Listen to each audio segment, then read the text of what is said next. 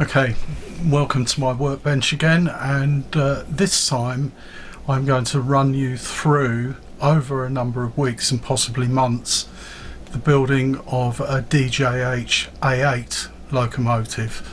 This is a new kit that has only been out since last November, and it's a locomotive that I've desired for a particularly long time. This first video is going to run through my preparations and for building the kit, and basically the contents of what's in the box and what extra I've needed to buy to complete the kit. So to run through a little bit of history to start off with, the LNER A8s were converted from the North Eastern Railway Class D, which had a 444 wheel arrangement. The locomotives were quite heavy, but because of their wheel arrangement, they didn't perform all that well, especially on the hilly gradients of the East Coast Line to which they were originally allocated.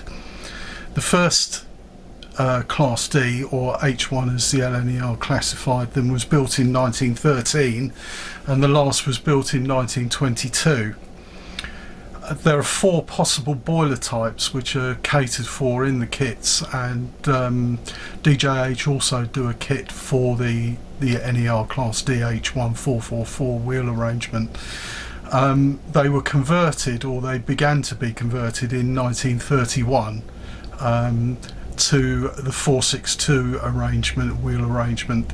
The first was done, as I said, in 1931, and the rest of the 45 members of the class were converted between 1933 and 1936, and they were also converted from right-hand to left-hand drive. DJH, as I said, do 3 kits. They do the H1 Class D, and they do the A8 by boiler type. The first boiler type is the diagram 63 and 63A, and the second boiler type is the 63A, 63B and 63C. There are subtle differences between these boiler types, except that the B and C had closer cladding, well, it had less cladding than the 63 and 63A, so the smoke box and the boiler look stepped, whereas on the 63 and 63A the boiler is continuous with the smoke box, and this is quite obvious from photographs.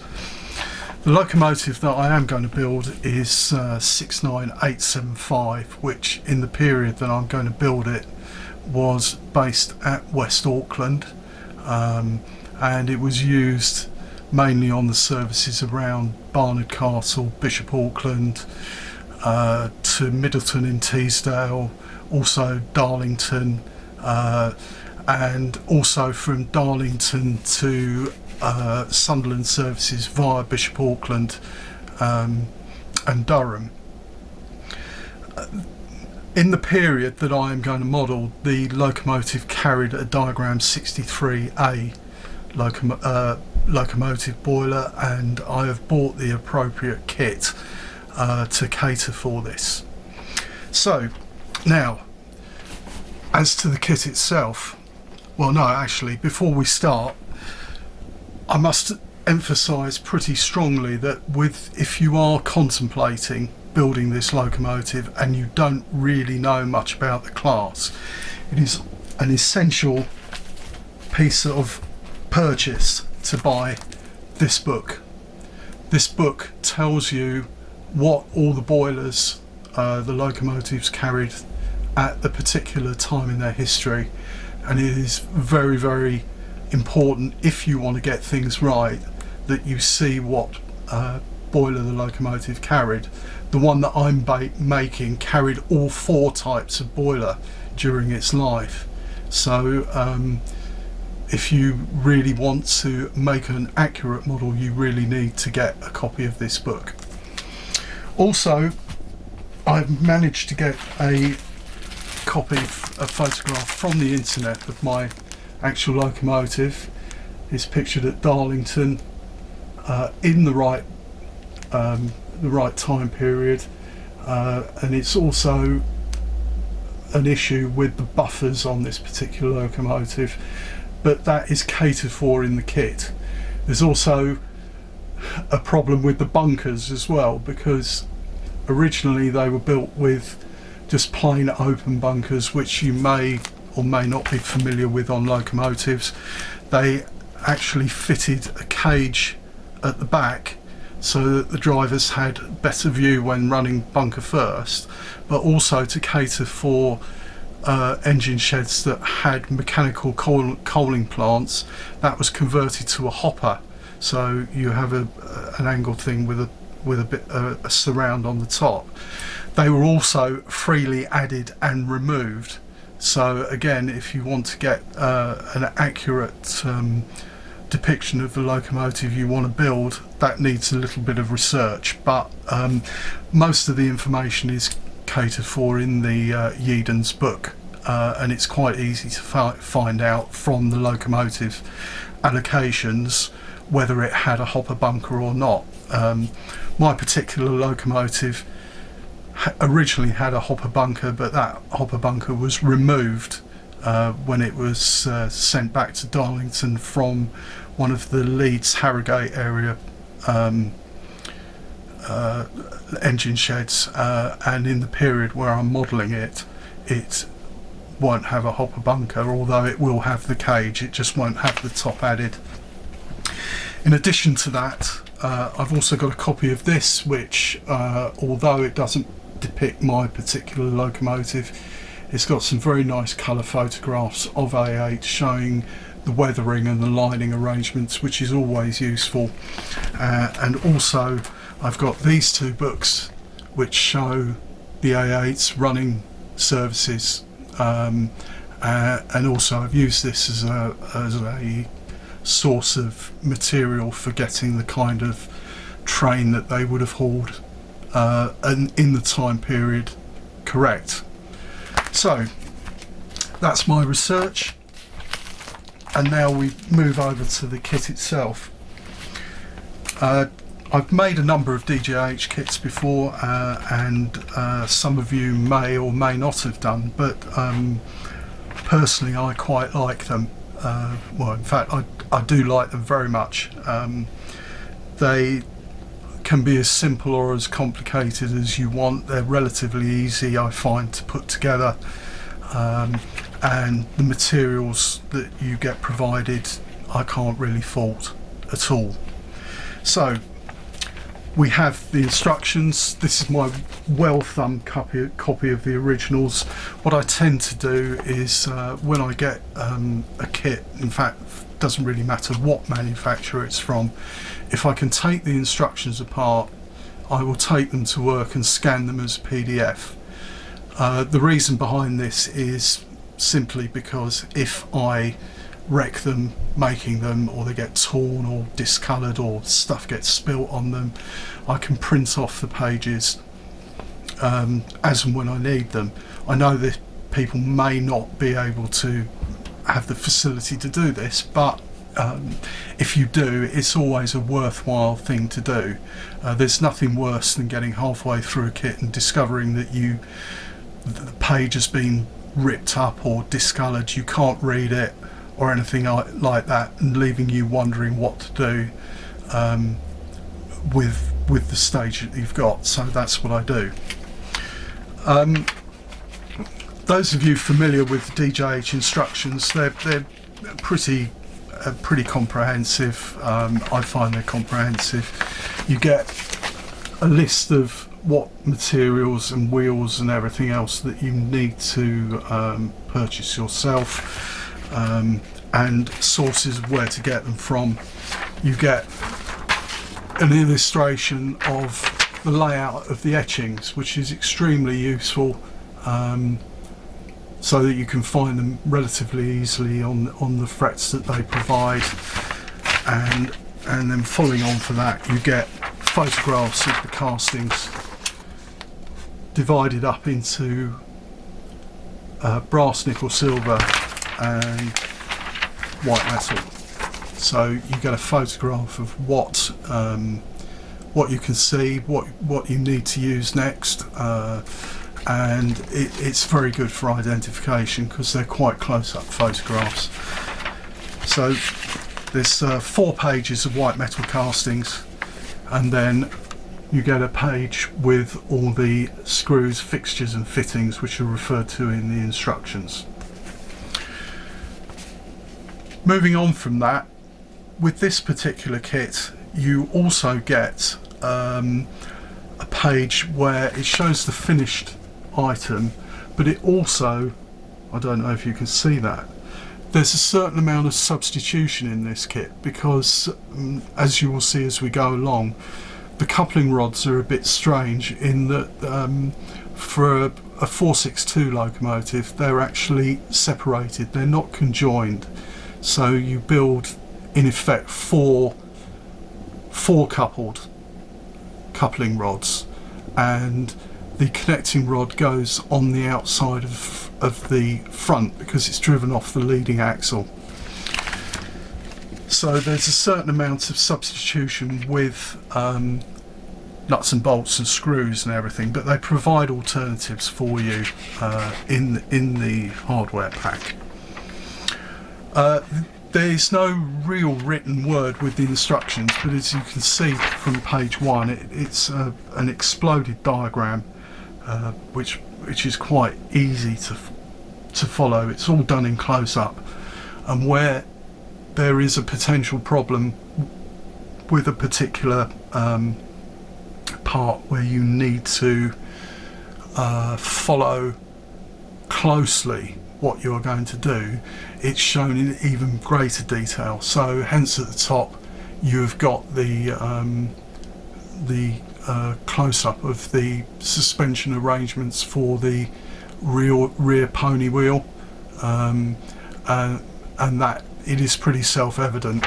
I must admit to you that I have spent probably a month, maybe 2 months scanning through these, looking through these instructions, getting it straight in my head what I'm going to need to be done, what I'm going to need to do, sorry, in the future, and so that before I even get to have a look at the parts in the kit, I've got a reasonable idea of what I need to do. Moving to the kit itself, it is supplied in a very nice large box which will be perfect for carrying the locomotive when it's made. And moving to the contents of the box, everything is well packed up, including items wrapped in corrugated cardboard. I've actually undone these already just now. This particular part that I'm showing is the outer foot plate. There is actually 2 which you have to join together, and the bunker rear. These are already pre-formed for you, which I've only just discovered, and which is actually very good. Although I have the tools to do this, it means that I won't have to do it in reality. It's already been done for me. There are a certain number of parts which you can probably see inside the fret, and these can be cut out as and when are needed. So moving on from that, the next part we have is the boiler. It's all cast in pewter, one part, and as this is a diagram 63A boiler, you can see that the boiler cladding is contiguous with the smoke box. If this was a diagram 63B or 63C boiler, the boiler would be smaller in radius than the smoke box, and it would give a stepped effect. So that's the boiler. We have other parts to make location of the parts easier when you come to use them. They're all bagged up individually. These are one bag of the white metal parts, and the brass and nickel silver ones are similar. they're bagged up separately for you, as is the hardware. So I'll show you the brass and the hardware. This is the brass and the hardware. So you've got nuts and bolts in this one. You've got various brass fittings in this one, which are not all for this particular kit. And again, you've got nickel, silver and brass fittings in here, again some of which are not relevant to this kit, but they are identified in the instructions. Two possible roofs, one a wooden one and one a metal one. They were converted roughly about the time of rebuilding, but some did hang on a little bit after. So again, if you're building one in BR period, they all universally had steel roofs, so that will be the one that I'm using. I purchased an ABC gearbox for it, although the instructions recommend a Slater's one. I prefer to use ABC, but that's my personal preference, and the motor is a bit more powerful than the Canon 1833 that the Slater's one comes with. Wheels. The wheels that you require are in the instructions, but again, they're available from Slater's as you would normally get them if you are tempted to do this kit. A set of couplings and a set of pickups. I've not bought horn blocks for this kit because, and as you will see when I start to do the chassis, the etching of the chassis isn't really thick enough to support etched horn blocks. So thick enough in height. It's quite a narrow chassis. So rather than reduce the strength of the chassis, I'm going to let the centre wheels float, and I will come to that when I do it. Moving to the etches. These are the nickel silver etches for the frames. They come half etched on the front, although you do have to either use a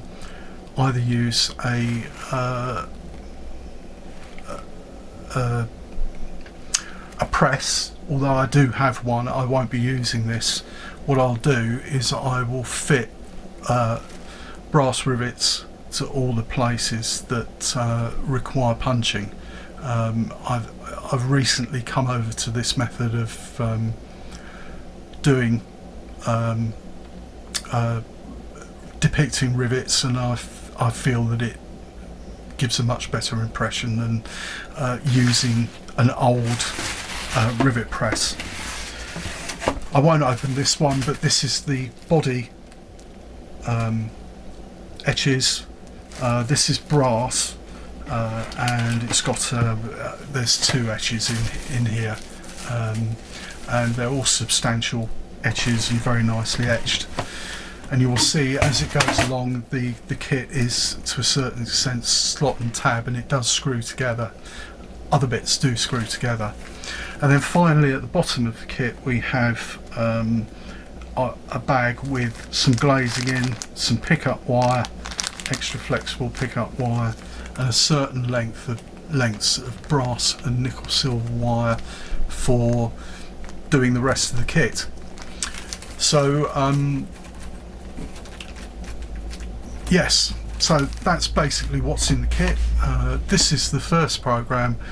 I hope you enjoyed this introduction, and if you'll stick with me over the next coming months, we should have a nice large northeastern region 462 tank to show at the end of it.